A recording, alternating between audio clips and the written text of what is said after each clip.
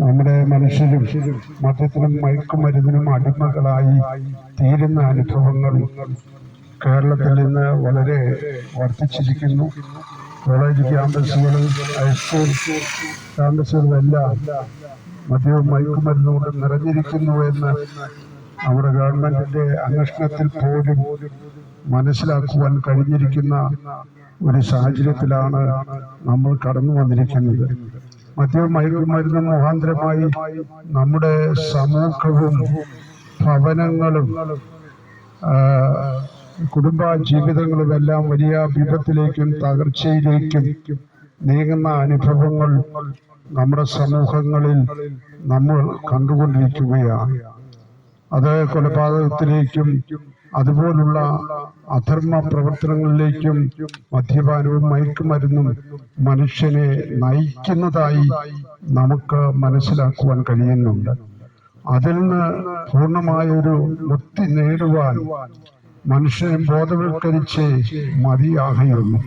ഇതുകൊണ്ട് മനുഷ്യനെ പ്രത്യേകിച്ചൊന്നും മദ്യം കൊണ്ടും മയക്കുമരുന്ന് കൊണ്ടും ഒന്നും നേടുവാൻ, അതുകൊണ്ട് അതെല്ലാം ഉപയോഗിച്ചിട്ട് ഒന്നും നേടുവാനോ അതുകൊണ്ടൊരു പ്രയോജനമുണ്ടാക്കുവാനോ കഴിയുന്നില്ല എന്ന് മാത്രമല്ല, അത് മുഖാന്തരമായി വലിയ നശീകരണ അനുഭവങ്ങളാണ് സമൂഹത്തിൽ സംഭവിച്ചുകൊണ്ടിരിക്കുന്നതായി നമുക്ക് കാണുവാൻ കഴിയുന്നത്. വിലപ്പെട്ട ഭാര്യയും മക്കളെയും കുടുംബ ജീവിതത്തെ എല്ലാം നശിപ്പിക്കുന്ന അനുഭവങ്ങൾ നമുക്ക് കാണുവാൻ കഴിയുന്നുണ്ട്.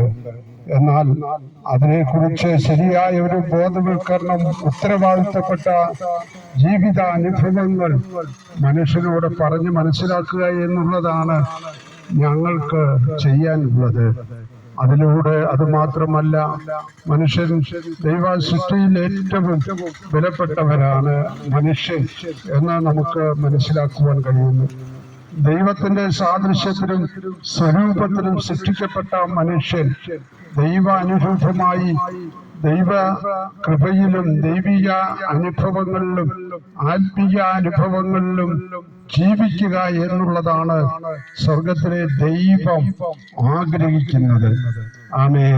അതിനുവേണ്ടി ദൈവത്തിന്റെ മടിയിലിരുന്ന ദൈവത്തിന്റെ ഓമനപുത്രനായ കർത്താവായ യേശു ക്രിസ്തു മനുഷ്യവർഗത്തിന്റെ രക്ഷയ്ക്കും വീണ്ടെടുപ്പിനും അവരെ ദൈവരാജ്യത്തിന് അവകാശികളാക്കി തീർക്കുവാനും വേണ്ടി ഈ ലോകത്തിലേക്ക് കടന്നു വന്നു.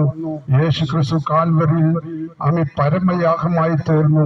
മനുഷ്യനെ എന്നേക്കുമുള്ള വീണ്ടെടുപ്പും രക്ഷയും ആത്മീയ അനുഭവങ്ങളും നൽകുവാനിടയായി.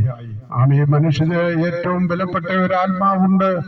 മറ്റാ ജീവജാലങ്ങളെ പോലെ അല്ല മനുഷ്യൻ. ദൈവമിട്ട ഒരാത്മാവ് മനുഷ്യനിലുണ്ട്.